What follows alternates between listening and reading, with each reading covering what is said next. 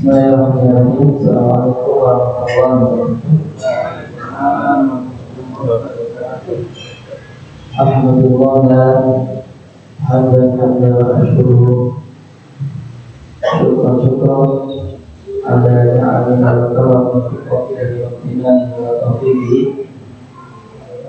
Asyhadu an la ilaha illallah wahdahu la syarika lah wa asyhadu anna nabiyyana Muhammadan abduhu wa rasuluhu ja'ala lillahi. Allahumma shalli wa sallim wa barik ala sayyidina Muhammadin wa ala alihi wa ashabihi wa ala alihi wa ashabihi wa man tabi'ahum ila yaumiddin, amma ba'd. Allahumma anfa'na bima 'allamtana wa 'allimna ma yanfa'una wa zidna 'ilman fi 'ilmina ya rabbal alamin. Nah, sekarang kita masih pada bab kitab wudhu atau bab ibu muslihat. Jadi bentukan masdar itu terkadang bisa diartikan isim fa'il, terkadang bisa diartikan isim maf'ul, terkadang bisa diartikan menipu atau bisa diartikan tertipu, Kalau itu diarahkan ke manusia berarti dia tertipu. Kalau diartikan menipu berarti bisa setan, bisa angan-angannya, bisa apapun itu. Tapi kita masuk pada ucapan misalnya wal ya'lam. Hendaknya seseorang itu paham. Maksudnya kita semua. Annallaha ta'ala ma'a sa'ati rahmatihi syadida al-'iqabi. Bahwa Allah SWT itu walaupun Allah itu maha pemurah, rahmatnya itu sangat luas, di sisi lain itu Allah juga sangat pedih siksanya. Waqad qadha bi takhdidi al-kuffar finnar. Allah telah membuat sebuah keputusan, membuat ketetapan, membuat takdir. Allah itu pasti akan mengekalkan orang-orang kafir di neraka. Tadi padahal disebutkan Allah itu Rahim, Allah itu Rahman, Allah itu Maha Pengasih. Nah, tapi sisi lain Allah itu Syadidul Iqab.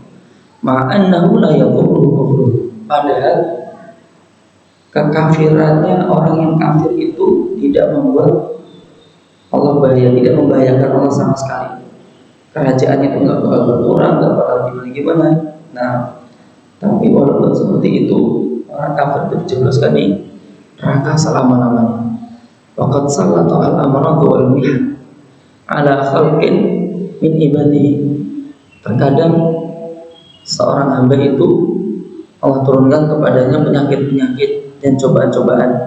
Nah, di dunia, wa huwa subhanahu qadirun ala izalatiha. Dan Allah juga sangat mampu untuk menghilangkannya, tapi tetap Allah turunkan kepadanya penyakit. Tsumma khawwafana min iqabihi. Terus kemudian Allah itu nakut-nakutin kita terhadap hukumannya, terhadap iqabnya, terhadap siksanya. Fa kaifa la nakhaf? Kalau memang statusnya seperti ini sudah kita lihat, kenapa kita kok nggak takut itu sama Allah? Alasannya apa? Apakah mau masih beralasan Allah itu rahmatnya sangat luas? Jadi harusnya memang dua sisi ini itu harus kita punyai. Tetap kita takut terhadap sisa Allah Subhanahu wa taala. Nah, ini kemudian ditegaskan oleh beliau, fal khaufu war raja sayaqani ma'akani 'alal amal. Kesimpulannya adalah rasa takut dan rasa harap. Rasa takut akan azab Allah, rasa harap akan rahmat Allah, itu keduanya akan menjadi sopir, akan menjadi penuntun yang membangkitkan untuk beramal soleh. Sebab kita punya haraplah kita melakukan ketaatan kepada Allah. Sebab rasa takutlah kita menghindari segala hal bentuk maksiat kepada Allah Subhanahu wa taala. Terus kemudian beliau melanjutkan, wa ma la yab'atsu 'alal 'amal fa huwa ghurur. Kalau ada suatu keyakinan kok tidak melahirkan beramal soleh, kok tidak mendorong seseorang untuk beramal soleh, maka itu adalah tipuan, maka hakikatnya itu adalah penipu. Kita ada perasaan apapun kok nggak melahirkan beramal soleh, berarti kita sudah tertipu. Yuwadhihu hadza, untuk menjelaskan ini, anna raja'a aktsaril khalqi yahmiluhum 'ala bithalah, bahwa harapan, nah mereka itu apa yang penuh harap dengan Allah, maksudnya hanya muncul harapan tanpa ada rasa takut, itu menyeret mereka, membawa mereka untuk bitolah. Bitolah itu kepahlawanan. Orang kalau udah ngerasa sok pahlawan nggak ngapain. Nah, tenang, Allah Maha Rahman, nah Maha rahmatnya sangat luas, dan akhirnya dia nggak melakukan apa-apa.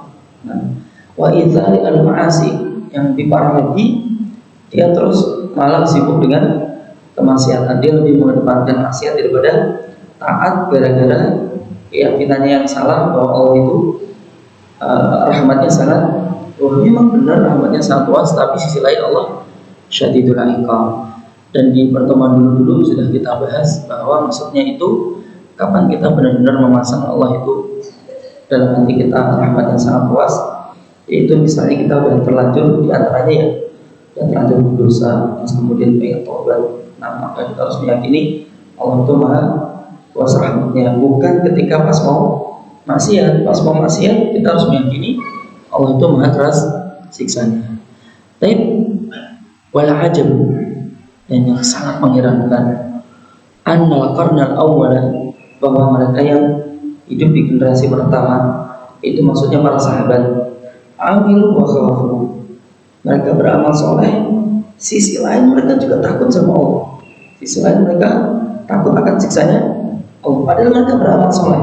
Nah, summa ahlu hadha zaman, kemudian orang yang hidup di zaman ini, di zamannya Syekh Ibnu Qudamah, Al-Imam Ibnu Qudamah, zaman kita juga, aminu, mereka merasa aman, mereka nggak merasa takut sama sekali sama Allah, mereka merasa aman dari zat Allah, ma'at taksir, padahal mereka mengurangi hak Allah, taatnya dikurangi, maksiatnya dikencengin, wat ma'annu, tapi sisi lain mereka tetap tenang. Masya Allah. Atarul ma'afu min karamillahi ta'ala ma lam ya'rifil anbiya wa salihun. Coba kalian lihat, mereka sepertinya itu mengetahui tentang maha mulianya Allah. Allah itu sangat mulia, maha pengampun, maha pengasih dan sebagainya, yang mana orang para nabi dan orang saleh itu nggak tahu. Buktinya mereka tetap takut sama Allah, buktinya mereka tetap menghindari maksiat. Ini gimana orang ini sih? Masa merasa bahwa nabi dan orang saleh itu nggak mengetahui sesuatu yang mereka ketahui. Nah, jadi intinya kita nggak boleh tertipu, terus ditipu oleh setan ketika mau maksiat. Tenang aja, Allah maha pengasih, tenang aja, Allah maha pengasih. Tapi lanjut lagi, walau kana hadzal amr yudriku bil muna. Nah, ini kalau kita suka bait-bait syair, kata muna itu sering ketemu, sering ada. Walau kana hadzal amru yudriku bil muna, andaikan perkara ini itu bisa didapatkan dengan angan-angan, andaikan terhindar dari api neraka itu bisa dia dapatkan dengan angan-angan, andaikan mendapatkan surga yang tertinggi itu bisa didapatkan dengan angan-angan. Nah, sebagian orang itu ketika dengar hadis Nabi, wa idza sa'altal jannah fas'alil firdaus, jika kamu minta surga maka mintalah surga firdaus, surga yang tertinggi. Nah, sebagian orang ada yang benar-benar minta surga firdaus, tapi terus kemudian tidak beramal soleh untuk mendapatkan itu, masih tetap jalan. Tapi kalau orang-orang zaman dulu mintanya surga firdaus dan amalannya juga dekat dengan surga firdaus. Tapi lanjut lagi, falimata ibabulai kawaku kamu. Kalau memang segala sesuatu itu didapatkan dengan angan-angan, lalu kenapa orang-orang salaf kuno dulu itu bersusah payah dalam beramal soleh, dan mereka setiap malam itu sering menangis? Umar bin Khattab yang waras gitu aja didapati sering menangis ketika takut akan akhirat. Nah, walaupun mungkin beberapa kisah yang disandarkan kepada beliau itu dusta, walaupun ada kisah yang disandarkan kepada beliau itu dusta. Misalnya beliau itu tertuduh tertuduh membunuh putrinya di masa jahiliyah, sehingga ketika sholat itu salam ke kiri itu, nah beliau menangis. Nah, karena mengingat masa-masa itu. Tapi wallahu ta'ala itu kisahnya tidak cenderung ada di mana. Satu, kedua, kalau memang beliau itu benci dengan anak perempuan, sedangkan Hafsah itu lahir saat dia masih kafir. Nah, saat dia masih kafir. Andai kan kalau memang itu benar, harusnya Hafsah itu ibunda kita Hafsah radhiyallahu anha harusnya sudah dibunuh oleh Umar bin Khattab. Terus kemudian kalau kita lihat sejarahnya, mereka yang membunuh putri-putri mereka itu sebenarnya sebagian orang itu karena rasa sayang di masyarakat jahiliyah dulu. Mereka sayang dengan putrinya, makanya dibunuh dari kecil. Gimana sih masih kok sayang dibunuh? Karena memang zaman dulu itu perampokan, penjarahan itu biasa. Saya kampung sini, mohon maaf, coba. Misalnya kampung Pukulan karena kampung sebelahnya itu biasa. Nanti kalau dapat perempuan, anak perempuan atau apa gitu, dijadikan diperjualbelikan, bahkan ada yang dijadikan untuk pemuas hawa nafsu. Nah, sang bapak ini nggak tega nanti kalau putrinya seperti itu, sedangkan sukunya suku kecil, suku lemah, suku bisa diserang sehingga putrinya dibunuh lebih awal, biar tidak mengalami masa-masa yang lebih berat daripada kematian. Nah, seorang lebih seperti itu. Kalau orang Quraisy masa begitu? Nggak mungkin. Orang Quraisy jarang seperti itu. Jika ada yang melakukan itu mungkin karena faktor perempuan ini nggak bisa diajak untuk perang. Padahal dalam banyak kesempatan perempuan dibawa perang. Nah, lanjut, wahal thumma ahlul kitab biqaulihi ya'khuduna 'arada hadzal adna wa yaquluna sayufar lana illa limithli hadzal hal. Bukankah ahlul kitab itu dicela oleh Allah Subhanahu wa taala melalui sabdanya, melalui firman-Nya, mereka lebih memilih kehidupan dunia. Terus kemudian mereka berkata, tenang aja, kita pasti akan diampuni oleh Allah Subhanahu wa taala. Mereka punya angan-angan begitu, punya pikiran begitu, kecuali memang keadaan seperti ini. Itu meyakini bahwa ketika maksiat, ketika lebih memilih kehidupan dunia itu Allah Maha Rahmah, Allah Maha Rahmah, dan terus begitu. Nah, lanjut lagi, wa amma man iqtarra bi salahi abaihi. Adapun orang yang tertipu dengan kesalehan bapak-bapaknya. Nah, jadi bapaknya itu benar-benar orang soleh, jadi dia yakin nanti bakal dapat syafaat.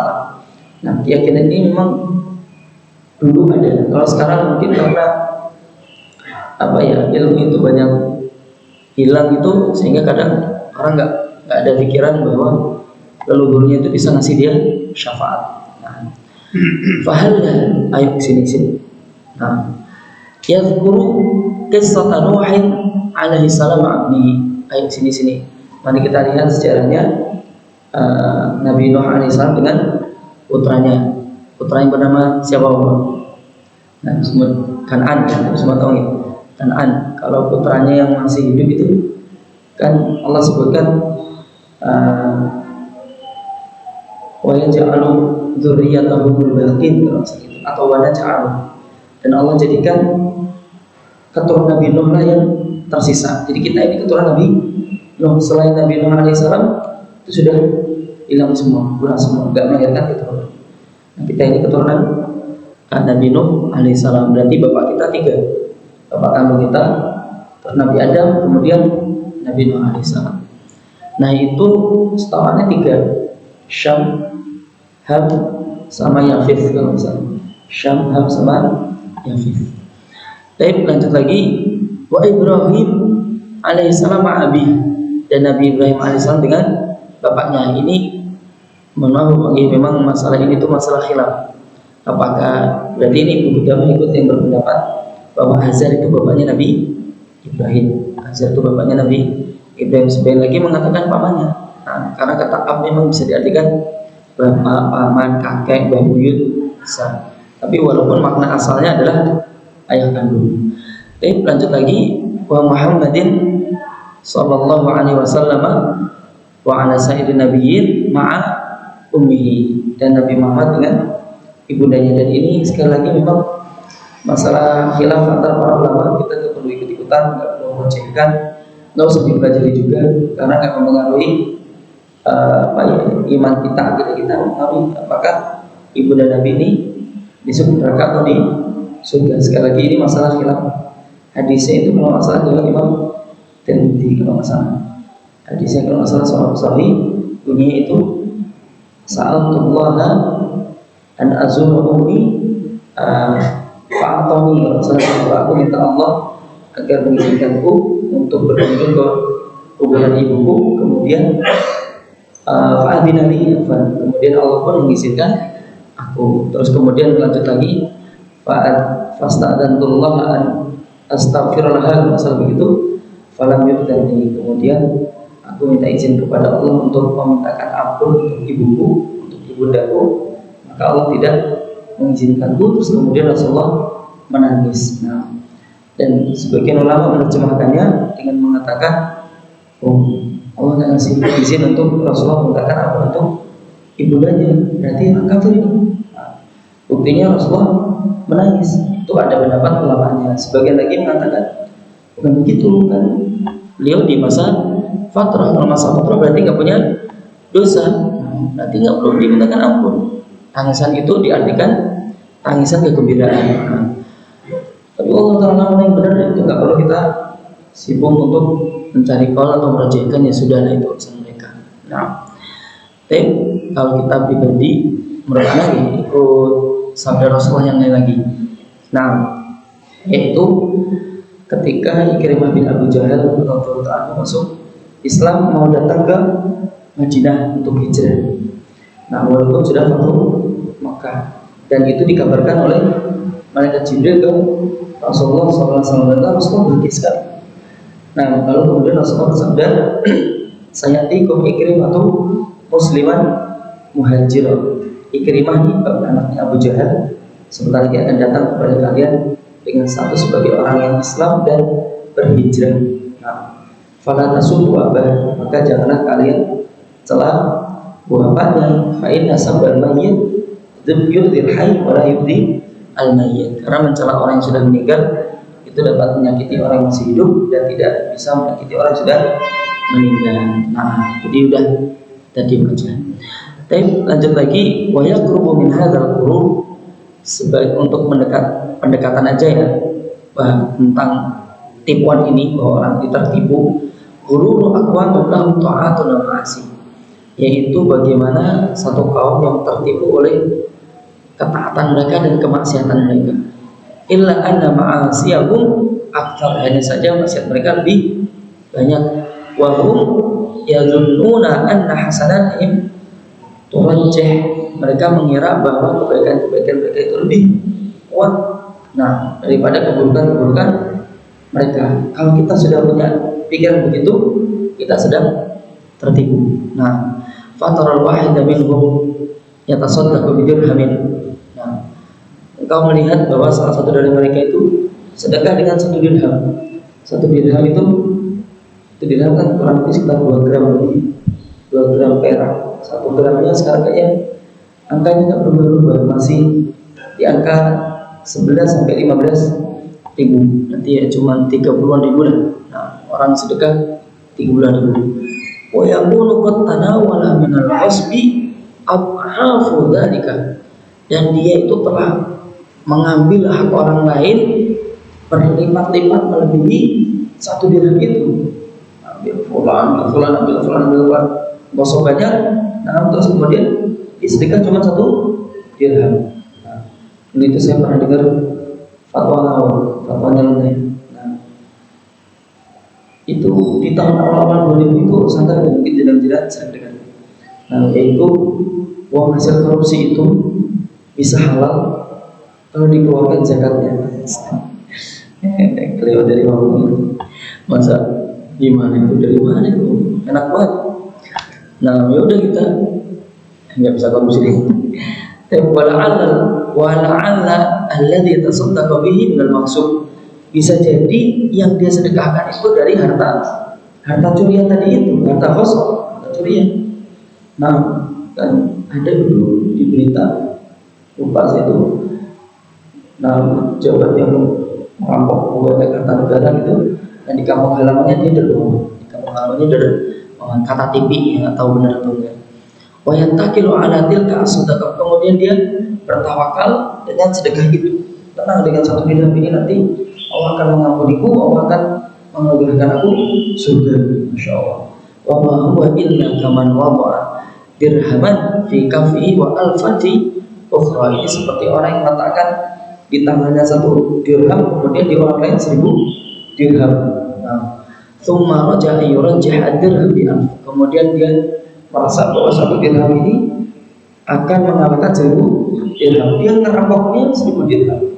Dia sedekahnya 1 dirham. Dia dengan 1 dirham ini akan menyelamatkannya. Nah, ini orang-orang yang tertipu. Nah, terakhir, alinea terakhir, wa minhum may yadhunnu anna ta'atihi aktsaru min ma'asi. Sebagian orang mengira bahwa taatnya itu lebih baik daripada maksiatnya. Wa sababu dzalika annahu yahfadhu 'adada hasanatihi. Nah, ini sebabnya karena dia menghafal beberapa kebaikan-kebaikannya. Pernah sedekah ngasih bulan, pernah makan ngasih bulan, pernah sholat malam, pernah dia menghafal itu gara-gara. Nah, wala yuhasibu nafsahu ala sayyiati. Cuman masalahnya dia nggak menghitung maksiat-maksiatnya. Wala yatafaqqadu dzunubahu, kemudian dia nggak mencari-cari tentang dosanya, dia fokus kebaikan-kebaikannya aja. Kalladzi yastaghfirullah wa yusabbihu mi'ata marrah fil yaumi thumma yadhillu tula naharihi yaqta'u muslimin. Ini seperti orang yang banyak baca istighfar, baca banyak tasbih dalam sehari itu 100 kali. Kemudian sepanjang harinya dia ghibah.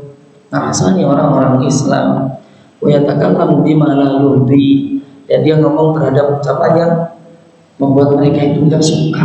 Nah, fahuwa yang dulu fi fadhil tasbih wal istighfar, dan dia hanya fokus tentang keutamaan baca subhanallah dan baca istighfar, wala yang dulu fi uqubati al-ghibati wal kalami al-manhi, tapi dia tidak melihat terhadap hukuman ghibah dan ucapan-ucapan yang terlarang. Dia nggak pikir itu, tapi hanya fokus pada istighfarnya dan tasbihnya saja. Nah, ini orang-orang yang tertipu, masya Allah. Mudah-mudahan Allah SWT dijauhkan dari rasa seperti ini. Dan insya Allah di pertemuan berikutnya akan lebih serem lagi, yaitu faslun al-ikhtirar waqi'un bil ulama.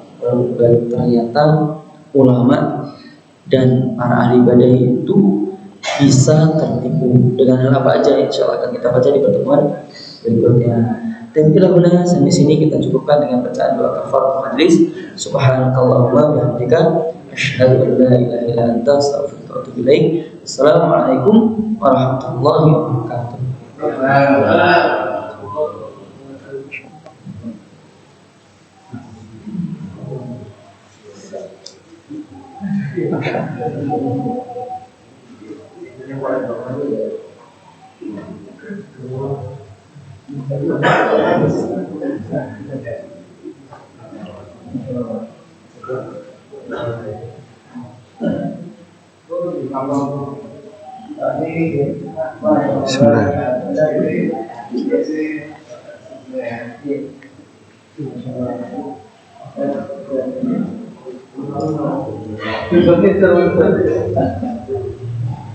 Bismillah.